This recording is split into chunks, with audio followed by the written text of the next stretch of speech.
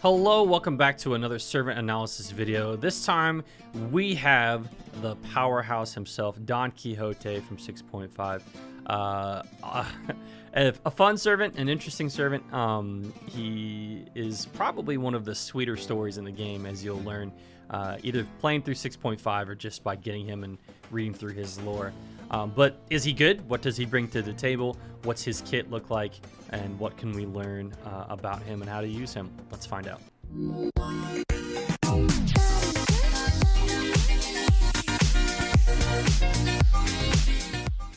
We have Don Quixote.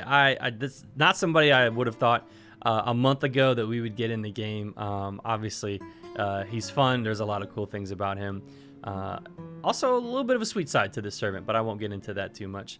This is Don Quixote, double buster, double quick deck. Skews heavily towards HP instead of attack, much like Zhang Zhao.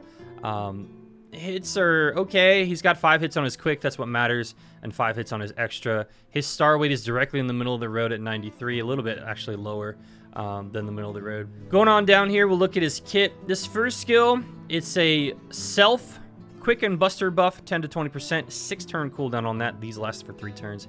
The guts also last for 3 turns. It's 1 time over 3 turn, 1,000 to 2,000 HP. Honestly, it's okay. It's a 4-star skill, you know. It's pretty standard. Over here on the second skill, attack up again on himself, 10 to 20%. NP per turn at 5 to 10%. That's 3 turns. And then stars per turn as well. 3 turns. 5 to 10. The scaling on this is atrocious. We've talked about this in past videos. We'll look at his materials soon to see if this is, going to be worth your while.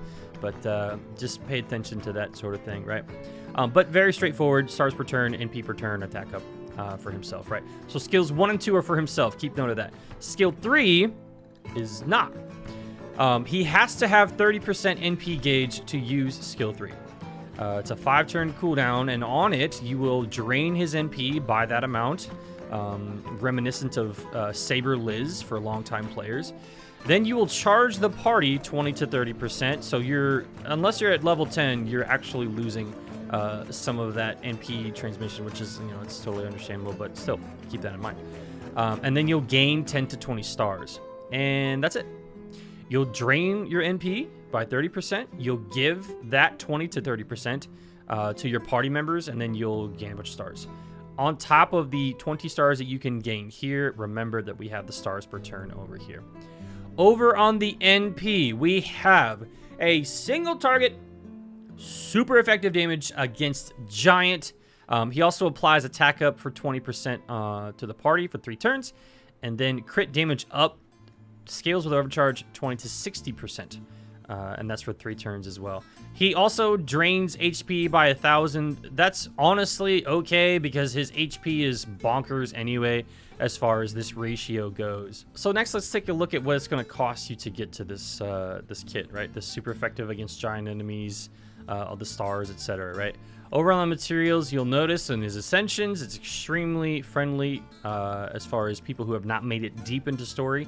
You can max ascend him if you've made it through like Lost Belt 2, it looks like to me. Over on the skills, I don't know like why they want everyone to farm the hell out of 6.5 so much. But 60 of these, some of the mat requirements for these new servants, actually I would argue most have been just like unfair. So it's very steep at level 10, but if we go back through and look, this scaling, like, it's okay. It's not bad. This scaling, we said to remember this, it's atrocious. The 5 to 10 is okay. And this first skill, again, it's 10 to 20. Like, you're not really missing out on a ton if you have Don Quixote and you say to yourself, you know what, I'm going to stop at 6, maybe even 8. However, going from 8 to 9, that's a lot. 30 dust and 60 of these. I don't know about that one, Chief. Over on his passives, he does have Riding E, which is funny. If you've seen his NP and his gameplay, right? And then Magic Resistance as well. On his traits, it's pretty straightforward. Lawful Good. He is a humanoid, but other than that, it's pretty straightforward, except for the fact that he has the animal characteristics trait. Again, if you know the lore, the story, I'm not going to spoil it, but you'll understand that if you understand him, right? On the Bond CE, this is just adorable. I'm sorry, we don't usually talk about aesthetic on here, but holy crap, this it's so nice. But down here, it's really simple. It's special damage up versus giant enemies, 20%. When it comes to actual gameplay implementation, you're going to use these first two skills, obviously. Pop his NP after the first two skills are used. This needs to be used after the NP for what are hopefully obvious reasons, right? So you'll use his first two skills, you'll NP, then you'll use his third skill because you will probably, thanks to his 5-hit NP, have pretty close to the requirement that you'll need to get this off, right? If not, then if this is maxed, it should get you most of the rest of the way there, right? But otherwise, you're going to go skill 1, skill 2, NP, then skill 3. Gives your party some NP and then gets some stars, right? In addition to that, if you did use this second skill, you would then have an additional 5 to 10 stars on top of that. So it's nice. It's a 30-star turn 2, provided you follow that order. Something to consider about Don Quixote when trying to determine his niche, his lane. I've seen some discourse about this already be a little bit convoluted, a little bit confused. There are giant enemies and there are super giant enemies. There are two different classifications. He has super effective damage against giant enemies.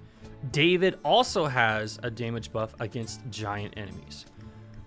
Arthur, Proto Arthur, does not have giant enemies. It's super giant, 1 turn on himself on his 3rd skill.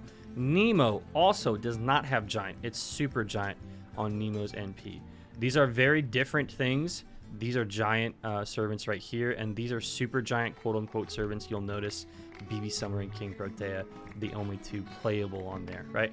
So something that I've seen that I've already had some conversations about this morning, right after their release, they've been out for less than 3 hours now, is that giant and super giant are indeed different things. The overlapping niche for Don Quixote, technically speaking, would be David, another 3-star.